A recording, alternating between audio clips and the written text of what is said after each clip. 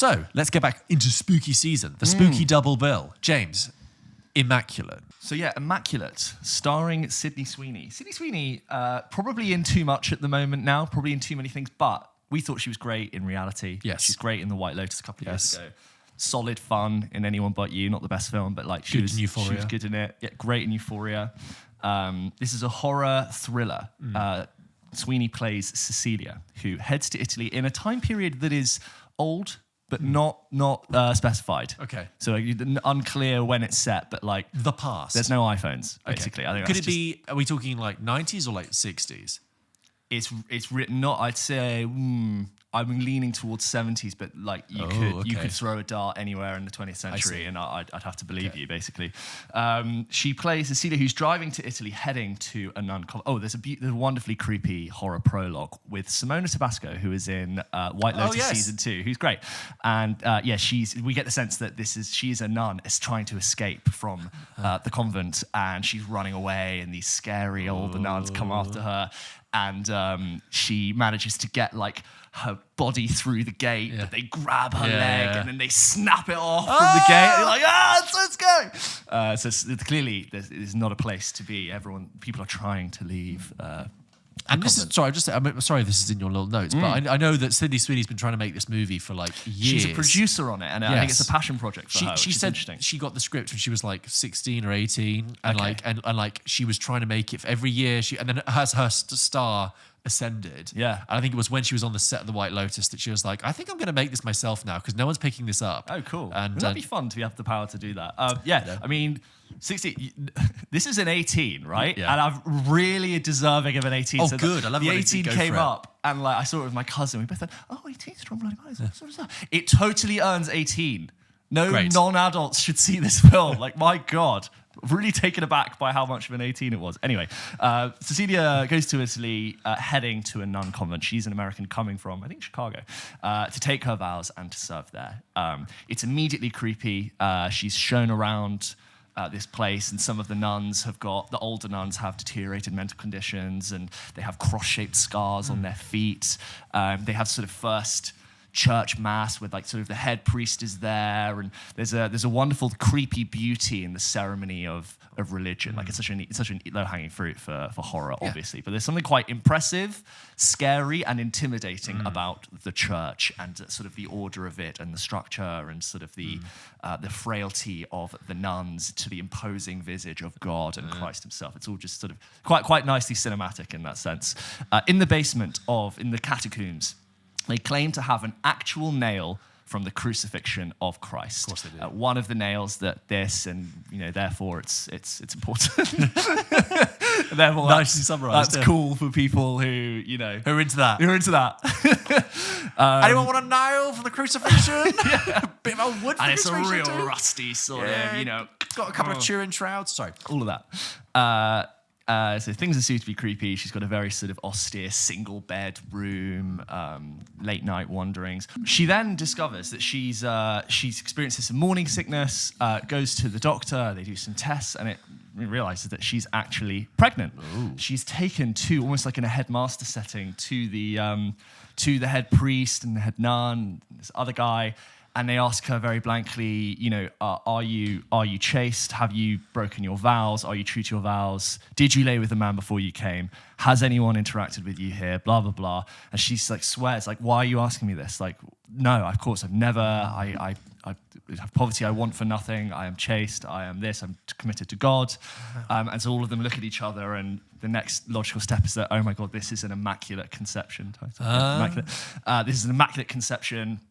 Sound the alarm. Whoa. Oh my God, this clearly is a message from God.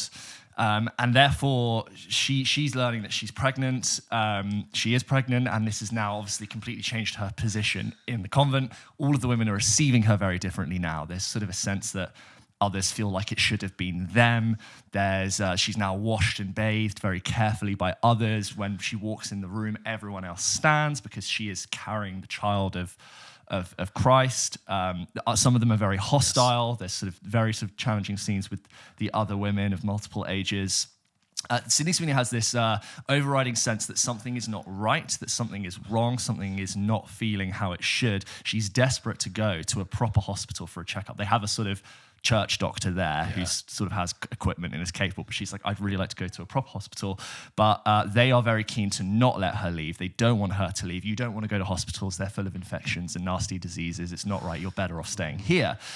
You're safer here, blah, blah, blah. She becomes more and more a prisoner in this place, a prisoner of her own body, a prisoner of this religion, and a prisoner of this entire place that's forcing her to stay where she is.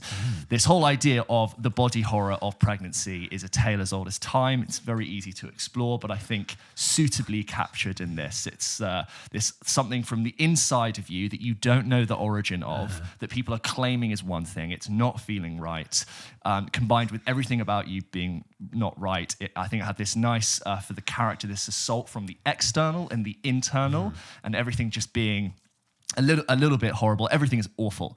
There's moments of dream logic in this film which dip their toe into the Darren Aronofsky motherverse, but nowhere near. Like, if that's a 10, this is like a 3. But we do a little bit of dream logic, jump scare moments.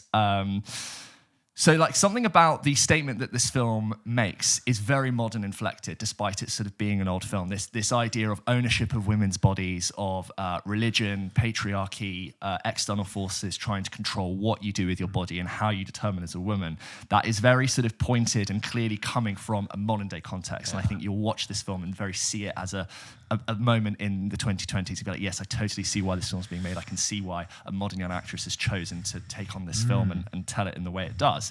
It is an 18 rated film, and my God, is it one of the most 18 rated films I've seen. Strong bloody violence, understatement. Cool. My God. Okay, it does great. not, it earns it. It does not pull back its punches. The story is more, I feel like there was parts of it that were very predictable, but the actual answer was more gory, more disgusting, more shocking than I could have imagined. If you'd asked me what do I think happens in this film, I just would not have pictured that we'd go there.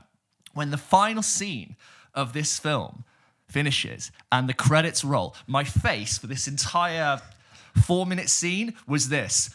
Oh, God. Just hold it. If you're watching the video, you know the face. Just like squinted and just like, I can't believe what I'm watching. That's your Monster Munch face. Yeah, totally. And I was just like, me and my cousin were just surprised of how far it went. Oh, wow. And what it chose to do and how big its moment is. And I just was not prepared for it. Like, you know, on the way to the final scene in Men, if you've seen it, but not quite as sort of strange and thing. But, you know, we're it's not a sort of soft around the edges nun conjuring verse. Yeah, this is not a film. Cookie cutter horror movie. It makes a very clear statement, and it's violent and bloody, and it's competent. I enjoyed it. I think Sydney Sweeney's, again, showing up in lots of different things, but always being a very competent part of that process. It's maybe a little bit cheesy. Sort of the use of religion might be a bit on the nose in terms of like creating its horror. Because some of the scares are good, but you've kind of seen a lot of them before. But interesting, shocking, more impactful than I thought it would be. Wow. I thought it would be a little bit sleepy, but it's not. That's great. I want to watch both. I'd say of the two, Late Night with the Devil edges it for me. But I had a good, creepy, definitely sort of disturbing time with Immaculate. It reminded me a bit of your review of Infinity Pool. Oh, Infinity Pool was weirder. Okay. Infinity Pool was... I also saw it with my cousin, and he'd completely forgot about that film, and we were both walking out like, that was crazy. I was like, yeah, but not as weird as Infinity Pool. Okay. Infinity Pool was more... Disturbing and obscure. That was Immaculate. Have you seen Immaculate? What do you think of Immaculate? Do you think James is wrong about Immaculate? Or do you agree with James about Immaculate? I would love to hear a spoiler-free comment on the final scene. Yes. Because I think that would be worth hearing from the Siren, so please send in your thoughts. Hello. Pulp Kitchen Podcast. .com. There we go. Thank you, James. That's all right.